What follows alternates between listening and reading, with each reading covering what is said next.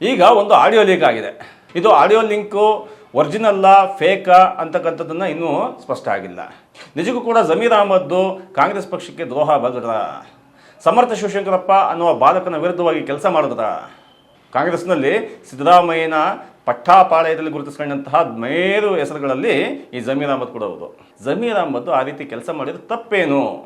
ಯಾಕೆ ಅಂತಂದರೆ ದಾವಣಗೆರೆ ಶಾಮನೂರು ಶಿವಶಂಕರಪ್ಪನವರ ಜಾಗೀರ, ದಾವಣಗೆರೆಯಲ್ಲಿ ಅವ್ರದೇ ನಡಿಬೇಕಾ, ಬೇರೆ ಇನ್ಯಾರ್ದು ನಡೆಯಂಗೆ ಇಲ್ವಾ? ಹಂಗಂತೇಳಿ ಪಕ್ಷದ ನಡುವೆ ನಮಗೆ ಅಲ್ಪಸಂಖ್ಯಾತರಿಗೆ ಒಂದು ಸ್ಥಾನ ಕೊಡಿ ಅಂತ ಕೇಳಂಗೆ ಇಲ್ವಾ? ಆ ಥರದ ಒಂದು ಬಂಡಾಯವನ್ನು ಮಾಡಲಿಲ್ಲ ಅಂತಂದರೆ ಈ ಅಲ್ಪಸಂಖ್ಯಾತರಾಗಿರ್ಬೋದು, ದಲಿತರ ವಿಷಯ ನೋಡುತ್ತಲೇ ಇದ್ದೀವಿ. ದಲಿತರ ವಿಚಾರದಲ್ಲಿ ಈಗ ಸಾಧ್ಯತೆ ಇತ್ತು, CM ಆಗಲಿಕ್ಕೆ ಸಾಧ್ಯತೆ ಇತ್ತು. ಪರಮೇಶ್ವರ್ ಇದ್ದರು, SC ಮಹದೇವಪ್ಪ ಇದ್ದರು, ಖರ್ಗೆ ಇದ್ದರು, ಎಂತೆಂಥ ಹೆಸರುಗಳಿದ್ದಾಗಲೂ ಕೂಡ ಈಗಲೂ ಕೂಡ ದಲಿತರಿಗೆ ಮೋಸ ಆಗ್ತಾನೆ ಇದೆ.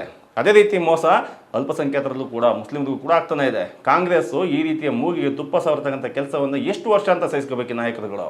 DK ಶಿವಕುಮಾರ್ ಅವರು ಮುಖ್ಯಮಂತ್ರಿಯಾಗಿ ಪ್ರಮಾಣ ವಚನ ಸ್ವೀಕರಿಸ್ತಾ ಇದ್ದಾರೆ. ಅದ್ರ ಜೊತೆಗೆ ಒಂದಷ್ಟು ಜನ ಮಂತ್ರಿಗಳು ಕೂಡ ಬರ್ತಾರೆ.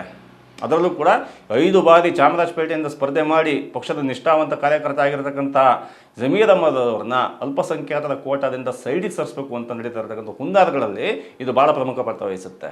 ಅಲ್ಪಸಂಖ್ಯಾತರ ಧ್ವನಿಯನ್ನು ಅಡಗಿಸ್ದಂಗೆ ಈ ರೀತಿಯ ಪ್ಲ್ಯಾನ್ನ ರಾಜ್ಯ ಮಟ್ಟದಲ್ಲ, ರಾಷ್ಟ್ರ ಮಟ್ಟದ ಹೈಕಮಾಂಡ್ ಯೋಚನೆ ಮಾಡ್ತಾ ಇದೆ ಅಂದರೆ ಲೆಕ್ಕಾಕಿ ಜಮೀರ್ ಅಹಮದ್ ಅವರ ಶಕ್ತಿ ಎಷ್ಟಿದೆ ಅಂತ.